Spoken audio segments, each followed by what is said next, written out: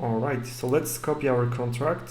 Important next steps. You should adjust the swap threshold in the builder panel for your token to ensure optimal tax execution. We recommend it to setting it to at least 0.5% of your primary liquidity pool value. Okay, so let's check it. Actually, you don't have even copy the address because you will see the list of your tokens here. So what happens over here is, of course, you can eventually change your token metadata here, but the most important stuff is happening here. Tax distribution progress. So for tax tokens, this is quite important because basically you are in this way you can follow the amount of tokens that are being collected on the contract balance. In the swap threshold is 15,000 tokens. And what does it mean in practice? It means that when collected tokens on the contract will exceed 15,000, then this is the moment where during the next sell transaction there will be tax distribution. So tax distribution will be distributed in this way: 1% burn, 4% will go to the other rewards, 1% of wrapped pools will go to the treasury, which is this address. Of course, don't paste wrapped pools address in the tax config. This was just only for as an example. Of course, in the form you should apply your wallet addresses that you would like to send your tax to, and of course liquidity pools that you want to enhance during tax execution. We have initial location, which is also over here. Oh, actually I skipped that part. Of course you can renounce ownership over here. However, I strongly advise to not do it until you will be more confident about the settings here. Once you achieve your, let's say, awareness, how does it work, and you will gain some fluency with this, then eventually you could set token to ownership renounce. However, I think that from the beginning I don't think that it would be a good idea because ownership gives you a lot of flexibility here, which I'm going to show you. Okay, tax distribution threshold. This is important. So we can see that we have 0.3% of the tokens that are in liquidity pool, which is safe amount. However, if we increase it, for example, to 1.5 mil, it's totally not safe, and you can do it. But I think that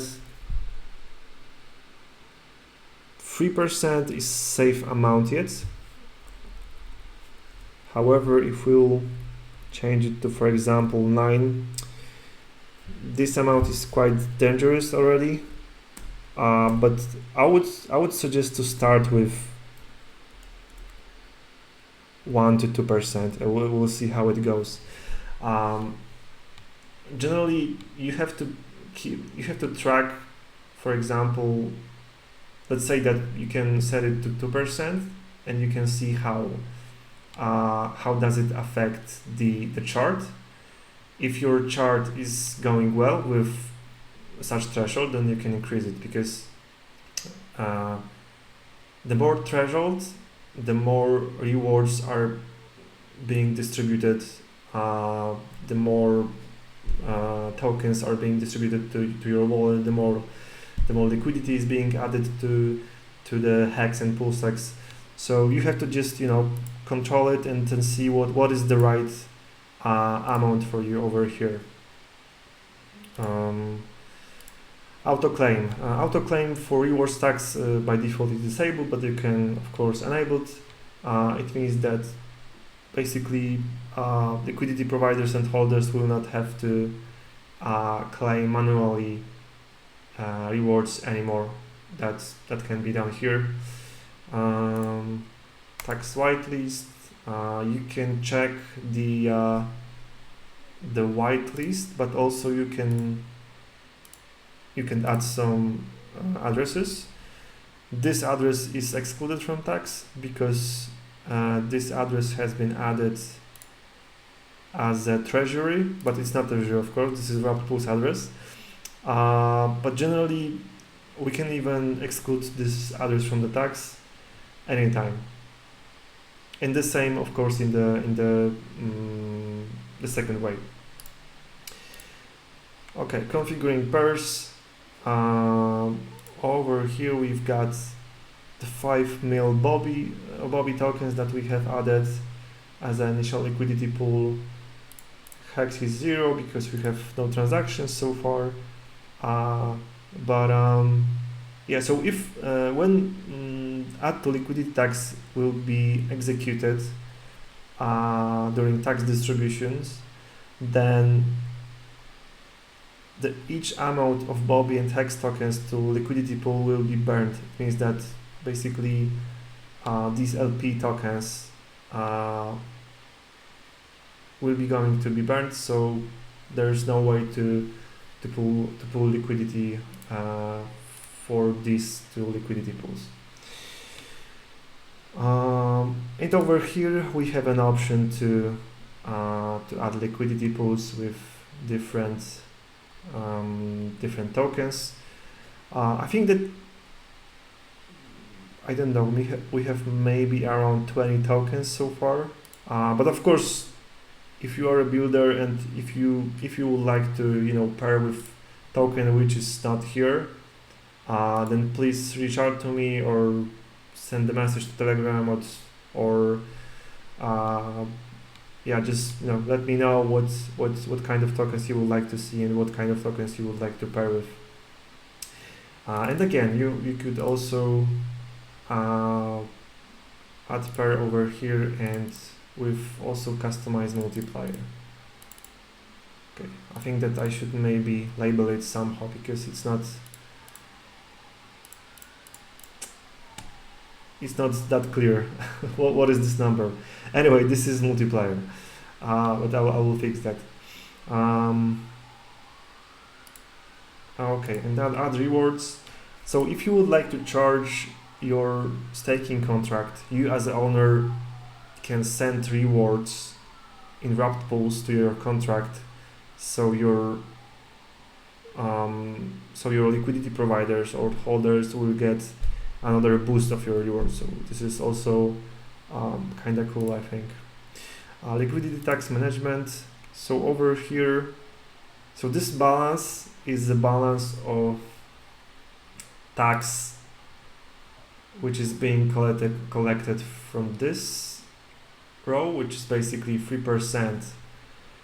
3% of collected tax and distributed will be shown here, and this amount of wrapped pools will be split in our case into 3 parts: to buy hex, to buy pulse hex, and for wrapped pools, and also by the same valuation of Bobby tokens to pair them.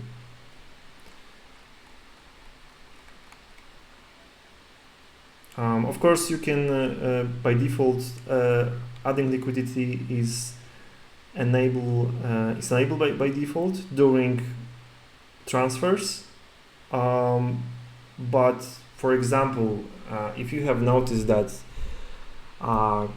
gas on the pulse chain is freaking out, then you can just disable it And the same situation with auto claim rewards.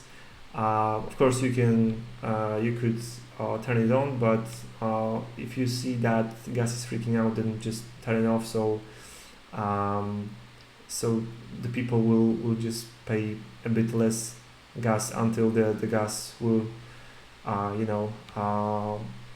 will calm down a bit. Okay, there is one more tab in this panel to visit, which is activity tab. So you can explore over here all of the operations that you have performed in the builder panel over here, including adding new pairs, whitelisting new addresses, or how tax has been distributed, for example, for rewards, for burns, and for burning, and for adding to liquidity. So this is not like a super feature that gives a lot of value to this panel, but maybe something that could be helpful for owner of a token. Okay guys, I think that I have covered pretty much everything in terms of builder panel.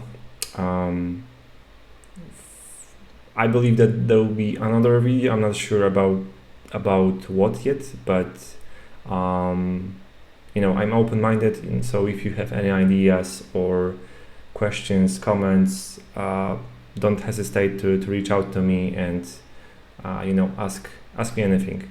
I hope you enjoyed the video, and see you in the next one. Cheers.